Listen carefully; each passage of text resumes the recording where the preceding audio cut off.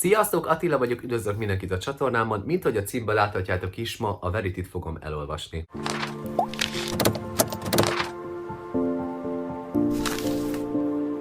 Mielőtt még kezdenék az egészbe, nem tudom, hogy mennyire hallatszódik még a hangomon, hogy meg vagyok fázva, de tényleg így a napokban nem voltam jól. Az őszi TBR videóban szerintem nagyon lehet hallani, és bocsi, de nem tudtam már várni azzal a videóval.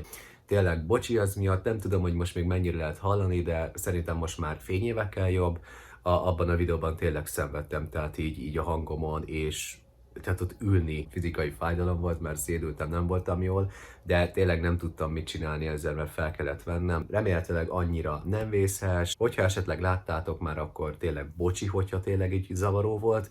Hogyha még nem láttad, akkor meg előre bocsi tényleg. Szóval, mint ahogy említettem is a videó elején, én most a Verityt fogom elolvasni. Ez Colin Hoover legújabb könyve. Legalábbis itt nálunk ez a legújabb, nem tudom, hogy külföldön van-e még ennél frissebb könyve is. A TBR videóban említettem is, hogy én még nem olvastam Colin Hoovertől, és nem is hallottam nagyon róla, csak Instagramon láttam, hogy fotózzák a könyveit, molyon is, hogy értékelik, és hogy nagyon tetszik nekik, így úgy éreztem, hogy most már akkor elkezdek én is tőle egyet. Egyébként nagyon szépen köszönöm a kiadónak a könyvet, hogy elküldték nekem. Miért nem olvastam eddig tőle? Hát szimplán azért, mert egyszerűen nem tudtam, hogy létezik, tehát oké, hogy benne vagyok a könyvek világába, de számomra is van mindig meglepetés. Én idén kezdtem el hallani róla, annyit tudok csak, hogy nagyon jó romantikus könyveket ír, viszont a Verityt azt tényleg jól kifogtam. Edinának köszönöm az ajánlást a Milkshake Book csatornáról, hiszen az ő véleményét kértem ki, hogy melyikkel kezdjem.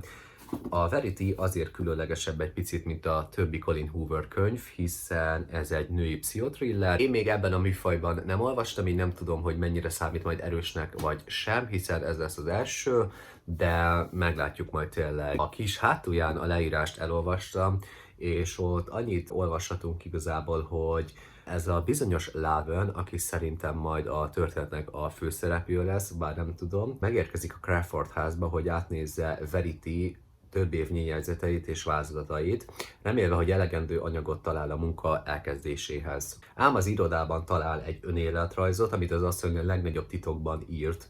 A kézirat minden oldala vérfagyasztó vallomás rejt, köztük annak az éjszakának a történet is, mely örökre megváltoztatta a család életét. Lában először úgy dönt, nem mutatja meg a kéziratot, mert annak tartalma még több fájdalmat okozna a gyászoló apának, de ahogy a férfi iránti érzelmei egyre erősebbé válnak, rájön, hogy talán mégis fel kéne fedni Verity mocskos titkait. Magával ragadó és megdöbbentő, egyszer nem lehet letenni, olvasható egy ajánlás a könyv hátulján. Bele is kezdek szerintem, mert én nem húzom tovább az időt, folyamatosan így be fogok jelentkezni. Nem csináltam még ilyen vlog videót, egyetlen ilyen van, ami vlog, az a 24 órás readathonról csináltam, de az, hogy olvasok egy könyvet, olyat még nem. Most bele is kezdek, és majd jelentkezek.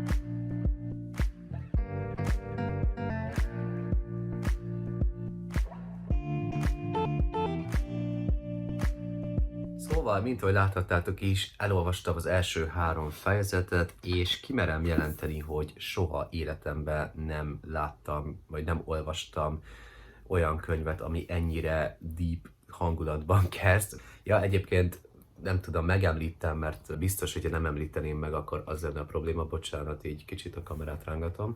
Szóval ez végig spoileres lesz, nyilván adja magát a helyzet, hogy olvasom a könyvet és ezt leblogolom, akkor a spoileres lesz, de csak tényleg azért kiemelem. Az egész könyv úgy indít, hogy van a Laven, aki egy írónő, viszont ő már 1 éve nem tud tevékenykedni, hiszen a rákban küszködő édesanyját ápolja, de úgy vettem észre, hogy ez a kapcsolat az édesanyja és köztek, tehát nem annyira erős.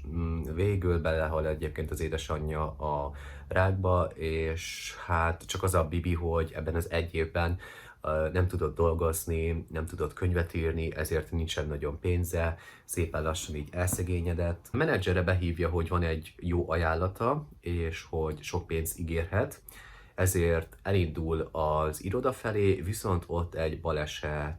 Hát igazából az egész így indít, hogy egy baleset történik, összetalálkozik Jeremyvel, végül kiderül, hogy ez a Jeremy a Verity-nek.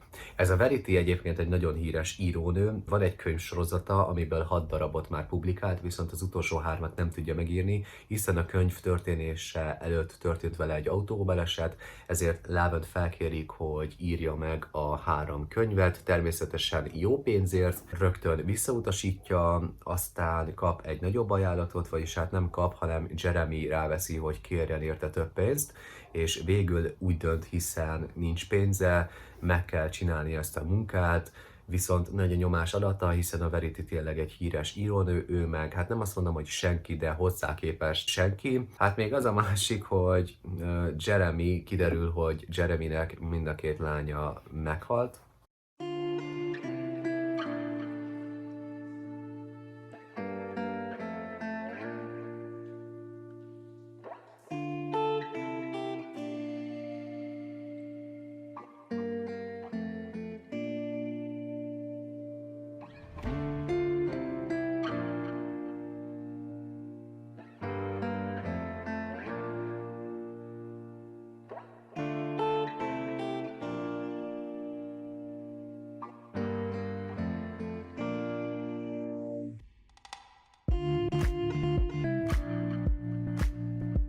Ötödik fejezet fog következni. Egyébként a könyv nagyon olvastatja magát, tehát belekezdesz és darálod, és ez így a 77. oldal. Laven megérkezik a Crawford házba, hiszen felajánlották neki, hogy megnézheti Veritynek az irodáját, és egy bizonyos időt eltölthet a Crawford házban, hogy tanulmányozza a dolgokat, hogy esetleg talál valamit. Ott a ház előtt még miatt bemenne, találkozik egy fiúval, aki Crew, hát remélem jól eltem ki a nevét, hogyha nem, akkor bocsi.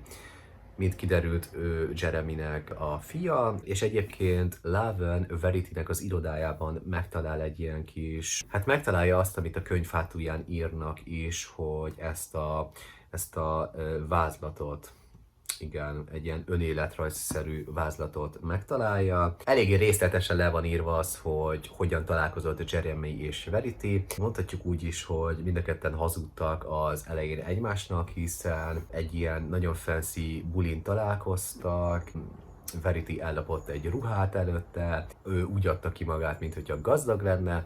Jeremy is, és egyébként ez így tök viccesen derül ki, mert összetalálkoznak, beszélgetnek, és hát elindulnak kifele a buliból, beülnek egy limuzinba, és ezt a Jeremy úgy állítja be, hogy az ő limuzinja, és akkor így közli vele, hogy hát ez végül nem az én limuzinom, azt se tudom, hogy kié, aztán bevallja Verity, hogy ő is szegény, és igazából így indult a kapcsolatuk. Olvasom egyébként tovább, mindjárt jelentkezek.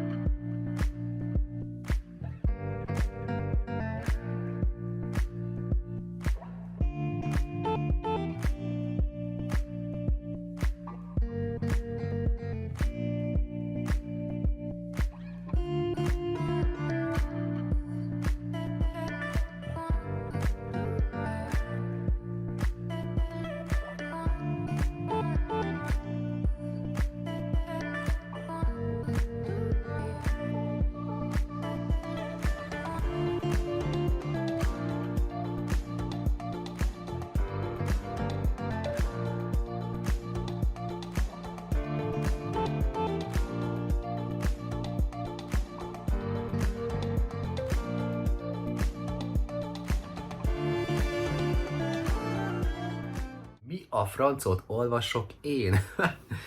7. fejezetnél tartok, ami a 112. oldal, és fú, gyerekek, hát említettem, hogy hogyan indul ez a könyv, hogy mennyire olyan deep az egész, meg minden, és az, hogy olvassa Laven ezt a kéziratot, ezt az önéletrajzszerűséget, hát én ki vagyok akadva, hogy mit olvasok.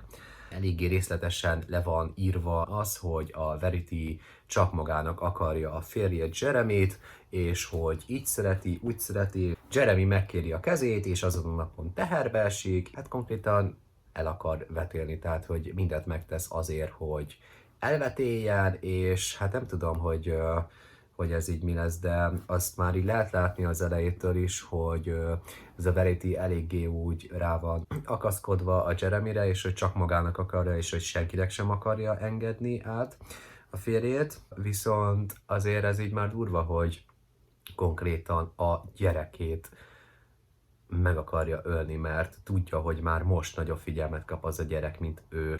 Hát én még nem olvastam ilyen könyveket, mint hogy említettem is, de nagyon ilyen kiakasztó. Ugye az már a könyv elején kiderül, amikor még a Laverne nem érkezik oda a házba, meg nem kezdi azt az egészet olvasni, hogy ikerlányok voltak, és hogy mind a kettő meghalt. Valószínűleg lehet, hogy azért, mert a Verity megölte őket?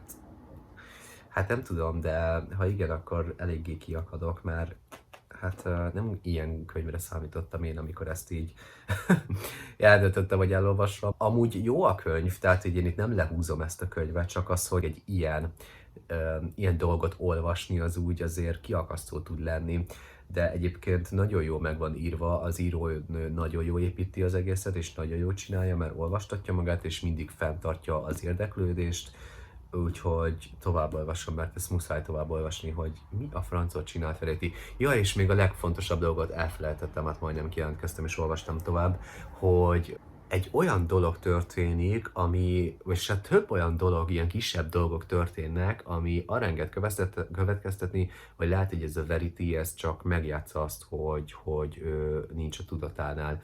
Hiszen az egyik dolog, azt hiszem, az olyan történt, hogy viszont ezt meg lehet magyarázni, Verityt kiviszik a kis hátsó részre az udvarba, és Laverne, hát ugye az iroda az úgy van kialakítva, hogy az egész kertet lehet látni, és amikor Laverne nézi Verityt, akkor Verity oda néz rá, csak ugye neki, tehát hogy ő nem tud reagálni semmire, viszont ezt egy ilyen véletlen reakciónak, vagy nem tudom minek be lehet tudni. Utána történik egy olyan dolog, hogy a crew, a Jeremy, azt hiszem a tónál azt a kis, nem tudom mit, tehát hogy azt így próbálják szétszedni. Laverne pedig kimegy olvasni Veritynek a könyveit. Az egyik ápolónő az April, és ott közli a Laverne-nel, hogy ő most el fog menni, mert hát ugye lejárt a műszakja, és hogy a tévét bekapcsolva hagyta Veritynek, majd nézzenek rá nyilván. Mikor Laverne hátrafordul, akkor látja, hogy mozog a függöny. De hát ugye nincs senki a szobába,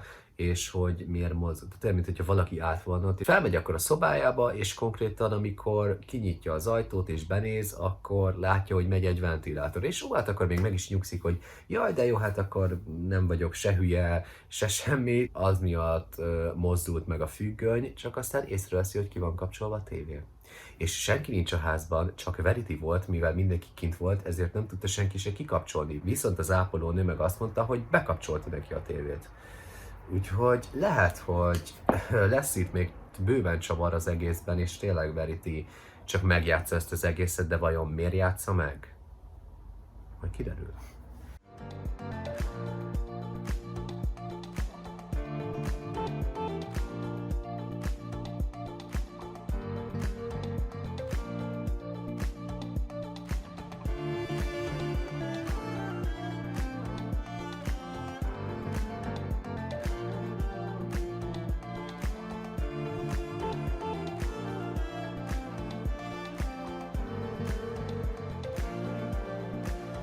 Hát amikor azt gondoltam, hogy nem lesz durvább és részletesebb ez a könyv, tényleg az lett.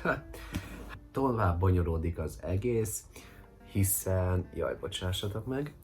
Szóval tovább bonyolódik az egész. Kaptunk még egy olyan esetleges infót, hogy lehet, hogy a Verity magánál van, és hogy csak megjátsza. Történt egy kisebb baleset a később, most itt nem is az a lényeg, hanem az, hogy a crew azt mondta a Laverne-nek, hogy anyu azt mondta, hogy ne nyúljak a késéhez.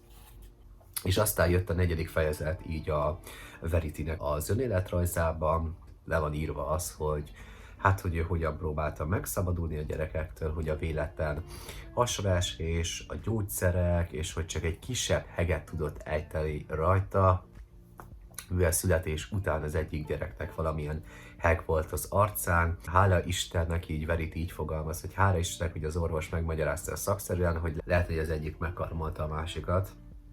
Hát igen, eléggé durva tényleg, és így ezek után már biztosan merem állítani azt, hogy valami a gyerekeknek a halálában ő szerepet játszott, mert egyszerűen nem tudom elhinni, hogy nem. Az, hogy az elején megtudtuk azt, hogy a 2 gyerek meghalt, és hogy a Veritynek az önéletrajzában ilyeneket olvashatunk, arra enged következtetni mindenkit, hogy valószínűleg volt benne, tehát valami szerepet játszott a gyerekeknek a halálában. Csak hogy hogyan. Sziasztok! Most azért köszönök így, mert hát 3 nap eltelt azóta, hogy elkezdtem ezt a vlogot.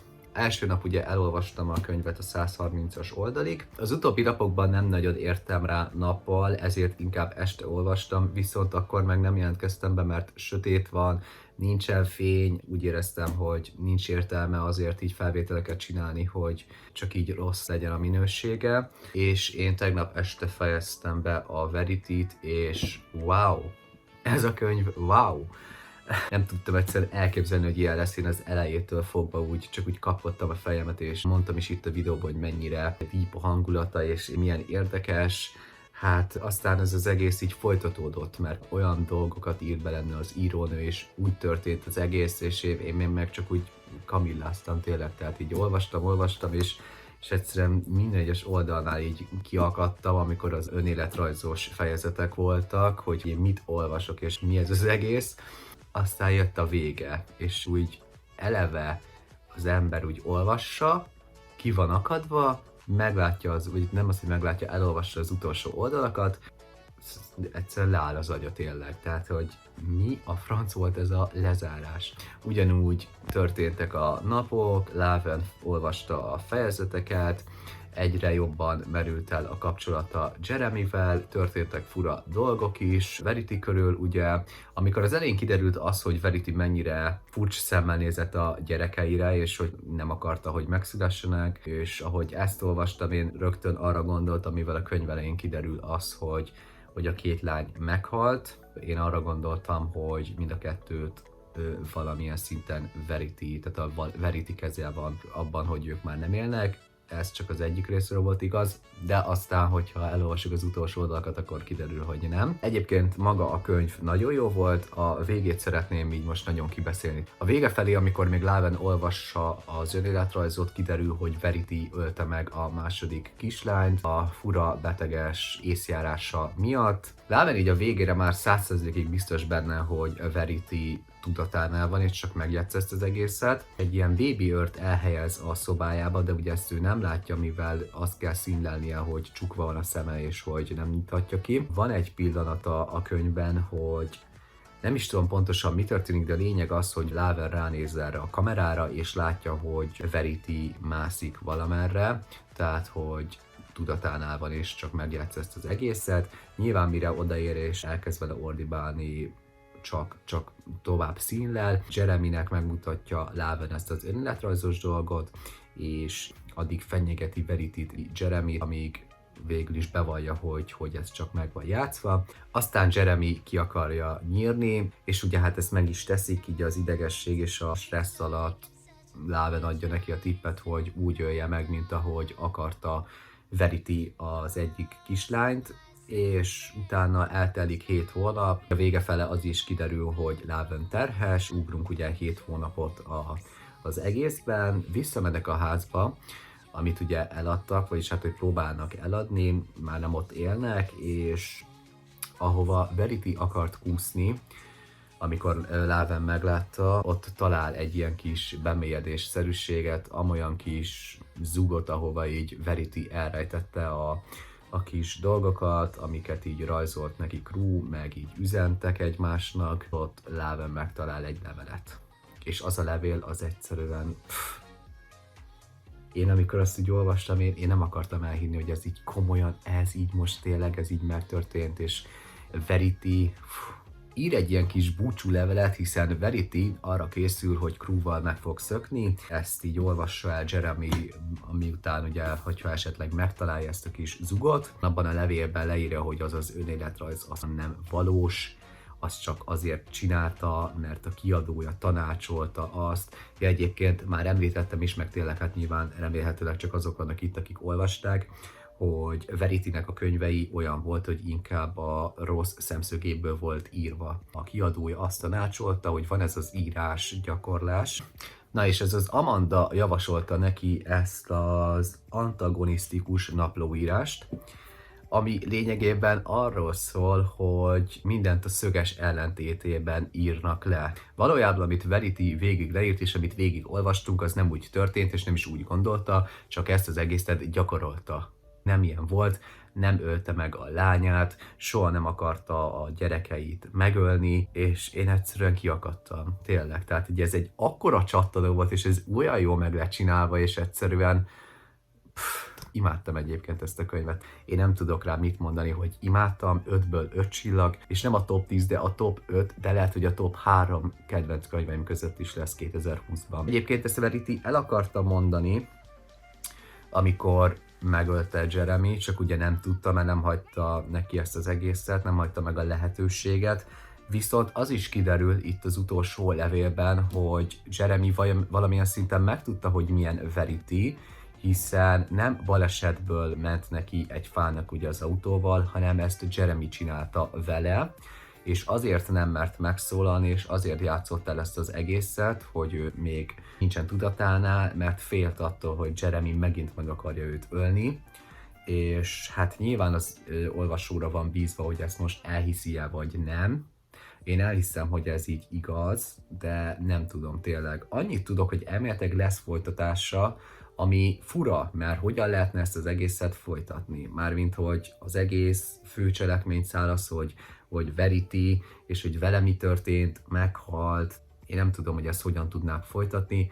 Maximum úgy lehetett volna jó ez az egész. Nem tudom igazából megmondani, hogy lehetne jó ez a folytatás, vagy hogy van-e értelme ennek a folytatásnak. Jó, oké, ott van Laven, és ott van Crew is, ott van a közös gyerekük is Jeremyvel.